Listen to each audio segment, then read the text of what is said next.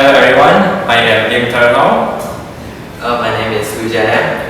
And my name is Yuan Hen. So today we will be talking about derivatives. So what is derivatives? Derivatives is a fundamental concept in calculus that quantifies the sensitivity of change of a function given the output of a function with respect to its input. So why do we use derivatives? Derivatives is commonly used in physics, especially when deriving formulas, given the initial condition of an experiment or situation. So with this in mind, let's move on to our case now. So today our case is the application of derivatives, which is we are going to derive the displacement of a projectile given the initial speed and elevation. Our initial speed now is 762 meters per second for the projectile, and then the elevation is theta. Before we attempt to construct a mathematical model that describes projection motion, I will make a few arguments that will aid us in tackling this problem. It is known to us that gravitational acceleration is not uniform everywhere in space due to the varying attractive force between two bodies as the distance between them gets smaller. The closer an object is to the Earth, the higher the acceleration it will experience. We also have to take into account of air resistance. As the object penetrates through the air molecules exert a force on the object, and thus it slows down. To consider the two makes the problem extremely challenging to come up with a solution, and such consideration may even be impractical in some cases. However, in situations where the air resistance is negligible and the acceleration change is insignificant, it is possible for us to assume that the acceleration experienced by the object is the same regardless of its position, and the consequence of such assumption is that the acceleration of the object is not changing at any given time. With this in mind, we can write the acceleration as a function of time to be this constant, and where this g represents the gravitational acceleration. We know that acceleration is a time derivative of velocity. To find the velocity of an object at any given time, we may integrate the acceleration function with respect to time. And remember, each component of the vector needs to be integrated because now we're dealing with a vector value function. So what we'll get is the following.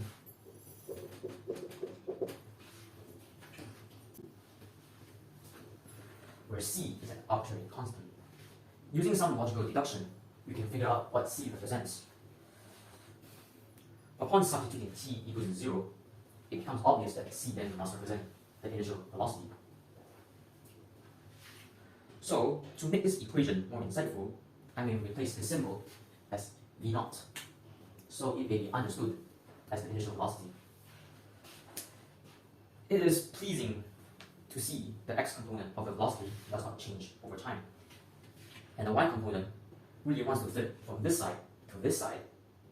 It completely aligns with the idea that the object is only experiencing a downward pull. I now want to write this expression in a different way, and you'll see why. So if this is v0, and let this be the angle between the vector and the x-plane, and also I'll write the magnitude of v0 as v0, but without the arrow. With this, we are allowed to write v0 as the v0 of cosine of theta and the v0 of sine of theta. What this theta represents is the angle formed between the ground and the direction in which the object is traveling initially, and the magnitude of velocity is simply defined as the speed. The reason in expressing v0 this way is it allows us to clearly see how theta and v0, this v0, influences the trajectory of a moving object, and I will explain it later. To get closer to our goal, let us find the relationship between the distance travel and the height reached. We need to find an expression for the position function. To achieve that, we need to integrate the velocity function, and the result is as follows. And we will tap it is good to see that the object's horizontal motion is uninterrupted. When t is small, we can see that this expression dominates. This expression dominates. So what this tells us is that the object wants to go up. As t gets larger and larger, then this expression dominates. And this also tells us that the object now wants to go down. So we can imagine how the object will travel. It gets up early on, comes to a halt, and falls back later on. With the same trick just now, we can see that this constant represents the initial position. And so, again, I'll write it in a different way to give it to make this equation more insightful. What we want to study is the behavior of a moving object. We are only interested in the curve it forms if we trace each and every movement of the object. So, whether it is here, or even here, it doesn't really matter. Therefore, it is completely fine to set the initial position as 0, 0. And it gives us a more aesthetic equation in doing so. Now, what I want to do is I want to write this expression in one single vector so we can see a bigger picture.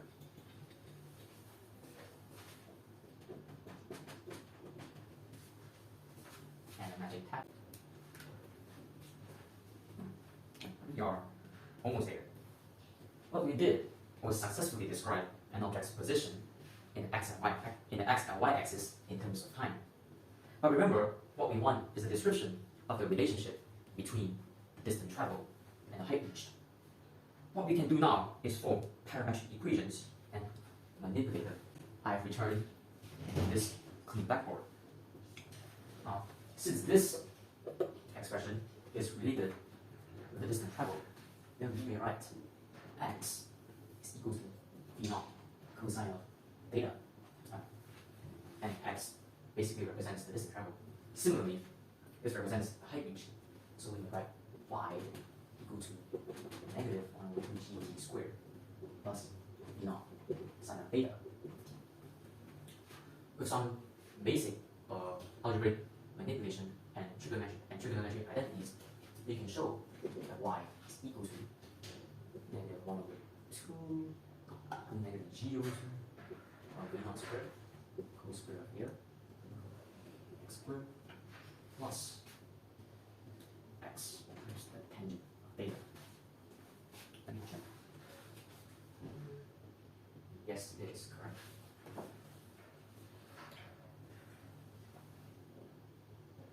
We have finally arrived at the equation we have been seeking.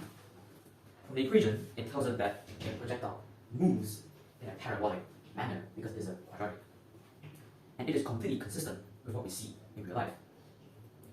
And look, this equation is influenced by the gravitational acceleration, the initial speed, and the angle of elevation.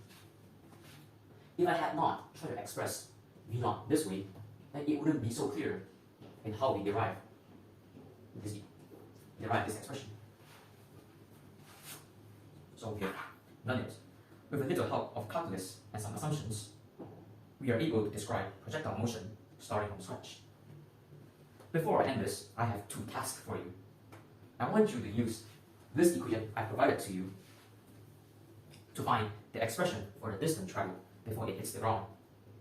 Then I want you to work out with this numerical example, where v naught is 762 meters per second, gravitational acceleration being 9.81 meters per second squared, and angle, let's give it a nice number, 30 degrees.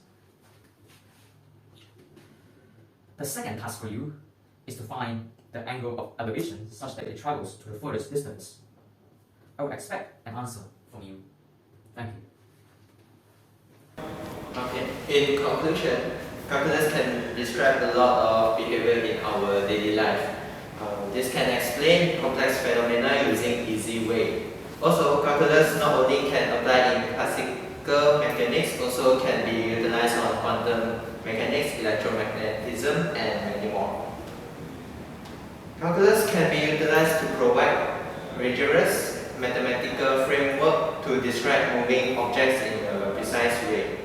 Therefore, calculus is very important as a part of physics. That's all.